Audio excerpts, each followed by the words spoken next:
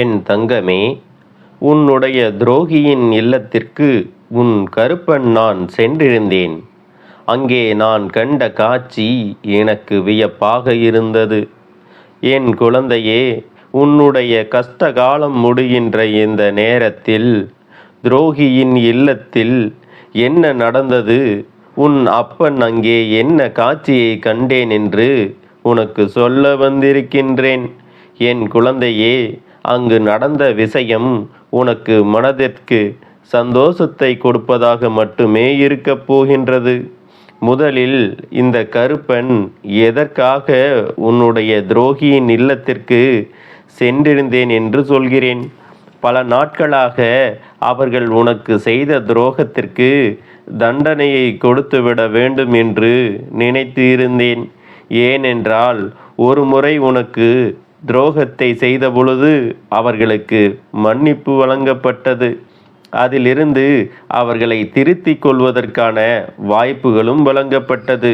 ஆனால் அதையெல்லாம் அவர்கள் சரியாக பயன்படுத்தி கொள்ளாமல் அடுத்தடுத்து என்ன செய்ய வேண்டும் என்று மட்டும்தான் சிந்தித்தார்கள். தண்டனை கிடைக்கவில்லை என்றவுடன் அதை அவர்கள் தனக்கு சாதகமாக கொண்டார்கள். நான் கொடுத்த வாய்ப்புகளை எல்லாம் உதறி தள்ளிவிட்டு மேலும் மேலும் உனக்கு கஷ்டங்களை கொடுக்க அவர்கள் துணிந்தார்கள். கருப்பனதை பார்த்துவிட்டு சும்மா விடுவேனா என்ன? உன் அப்பன் நான் அங்கு சென்று அவர்களை ஒரு வழி ஆக்கிவிட வேண்டும் என்றுதான் நான் அங்கு சென்றேன். ஆனால் அங்கு நான் கண்ட காட்சி அத்தனை வியப்பாக இருந்தது. நாம் எண்ணி வந்தது ஒன்று, இங்கு நடந்து கொண்டிருப்பது வேறு விஷயமாகத்தான் இருந்தது. என்ன நடந்திருக்கும் என்று நான் அங்கு பார்க்க தொடங்கினேன். அப்பொழுது சில விஷயங்கள் எனக்கு தென்பட்டது. அதனால்தான் உன்னிடம் சொல்ல ஓடி வந்தேன். நான் அங்கு கண்ட காட்சி மிகுந்த மன மகிழ்ச்சியை கொடுத்தது. நான் பெற்ற இன்பத்தை என் குழந்தை நீயும் பெற வேண்டும் என்பதற்காகத்தான் உன்னிடம் உடனடியாக சொல்லிவிட வந்திருக்கின்றேன். நீயோ துரோகிகளை நினைத்து நினைத்து மனதளவில் நம்மோடு இருந்து கொண்டு நமக்கு இது போன்ற கஷ்டங்களை கொடுப்பதற்கு இவர்களுக்கு எப்படி மனது வந்தது என்று மனதளவில் எப்பொழுதும் வேதனையை சுமந்து கொண்டிருக்கின்றாய். நீ இங்கே கண்கள் கலங்கி நிற்கிறாய். அவர்கள் இல்லத்தில் நடந்திருக்கின்ற விஷயத்தை பார்க்கும் பொழுது அப்படியே எதிராக நடந்து கொண்டிருக்கின்றது. உண்மையிலேயே இவர்கள்தான் உனக்கு துரோகத்தை செய்தார்களா என்று நினைக்கின்ற அளவிற்கு அவர்கள் மாறிவிட்டார்கள். என்ன அப்பா சொல்கிறாய்? அவர்கள் மாறிவிட்டார்களா? கனவில் கூட இதுவெல்லாம் நடக்காது. ஏனென்றால் அவர்கள் துரோகங்களுக்கு மேல் துரோகங்களை சிறிது அளவு கூட யோசிக்காமல் செய்தவர்கள். என்ன நடந்தாலும், நான் எத்தனை கவலைப்பட்டாலும் அதை பற்றி ஒரு சிறு துளி அளவு கூட கவலைப்படாதவர்கள். இப்பேற்பட்டவர்கள் எப்படி திருந்துவார்கள்? இவர்கள் எப்படி நல்ல வழிக்கு வருவார்கள் என்று என் பிள்ளையே நீ கேட்கின்றாய் அல்லவா?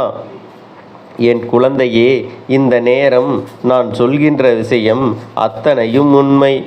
அவர்கள் திருந்தியதும் உண்மை. அதற்கு காரணம் என்ன தெரியுமா? அவர்கள் உனக்கு அதிகமான துரோகங்களை செய்யும் பொழுது உன்னுடைய குலதெய்வம் அவர்களுக்கு தண்டனையை கொடுத்து விட்டது.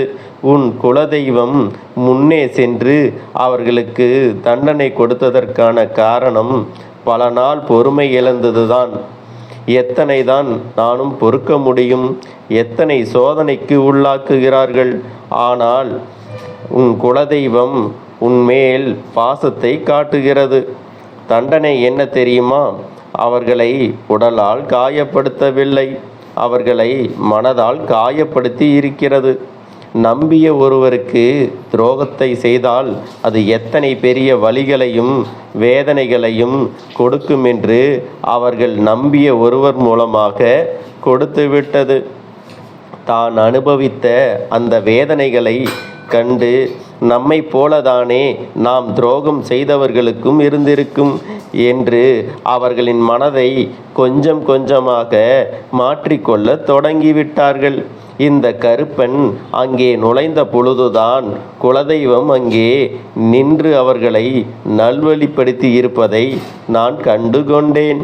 என் குழந்தையே, உன்னுடைய குலதெய்வம் அங்கே கொடுத்திருக்கிற இந்த தண்டனையில் இருந்து இனிமேல் அவர்கள் மீண்டு வந்து விட முடியாது. இனி யாரையும் பழிவாங்க வேண்டும் என்றும் யார் வாழ்க்கையில் எந்த கெடுதல் செய்ய வேண்டும் என்றும் அவர்கள் கனவிலும் கூட நினைத்து பார்க்க மாட்டார்கள். அந்த அளவிற்கு வேதனைகளை அவர்கள் அடைந்து விட்டார்கள். இப்பொழுது மனதிற்குள் தெளிவு கிடைத்தது.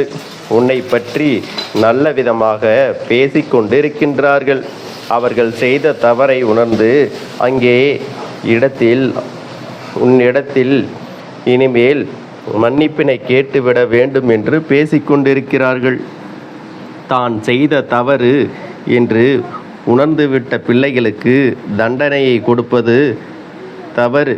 அதனால் அவர்கள் உணர்ந்த விஷயத்திற்காக இனிமேல் அவர்களுக்கு நல்லதைத்தான் செய்து கொடுக்க வேண்டும்.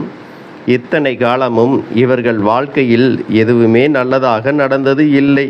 ஏனென்றால் அடுத்தவர்களுக்கு துரோகத்தை மட்டும் செய்து கொண்டு இருந்தால் தெய்வம் எப்படி இவர்களை பார்க்கும்? இவர்களுக்கு எப்படி நல்லது நடக்கும்? இப்பொழுது தண்டனையையும் பெற்றுவிட்டார்கள். அவர்களின் வாழ்க்கையை அவர்களாலேயே காப்பாற்ற முடியாததாக மாறிவிட்டது. இப்பொழுது உன் குலதெய்வம் செய்த செயலினால் அவர்கள் அங்கே தான் செய்த தவறை உணர்ந்து உனக்கு இனிமேல் ஒரு காலம் கெட்ட விஷயங்களை செய்துவிடக்கூடாது என்ற தெளிவு கிடைத்தது. நல்லபடியாக பேசிக்கொண்டிருந்தார்கள். இதை கண்டதும் உன் அப்பன் கருப்பணசாமி, எனக்கு அத்தனை சந்தோஷம். என் குழந்தையே, உன் குலதெய்வம் அந்த தண்டனையை கொடுக்கவில்லை என்றால் உன் கருப்பணசாமி நான் அந்த தண்டனையை கொடுத்திருப்பேன். இனிமேல் நீ எதற்காகவும் கலங்காதே, துரோகத்தை எண்ணியும் வருந்தாதே.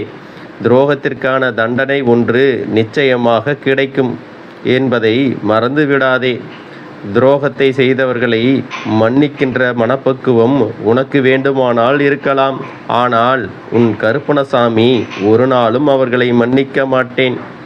தவறு செய்தவர்களுக்கு கண்டிப்பாக தண்டனை கொடுப்பேன். இல்லை என்றால் உன் காலடியில் அவர்களை மண்டியிட வைக்க வேண்டும். அந்த அளவிற்கு அவர்களுக்கான தண்டனையை கொடுப்பேன். அவர்கள் செய்த தவறினை உணர வைக்க வேண்டும். இதில் ஏதாவது ஒன்றை செய்தால் மட்டும்தான் அவர்கள் வாழ்க்கை என்பது அவர்களுக்கு ஒரு விதத்தில் நல்லதை கொடுக்கும். திருந்த வேண்டும்.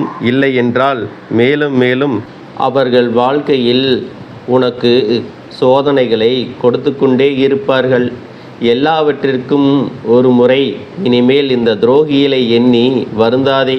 நான் உன்னோடு துணை நிற்கும் வரை, உனக்கு காவலாக இருக்கும் வரை சர்வ நிச்சயமாக எந்த ஒரு தீய சக்திகளும் இது போன்ற தீய எண்ணங்கள் கொண்ட மனிதர்களாயினும் சரி யாராலையும் உன்னை நெருங்க விட முடியாதபடி நான் உனக்கு காவலாக நிற்கின்றேன் என்பதை மட்டும் மறக்காதே.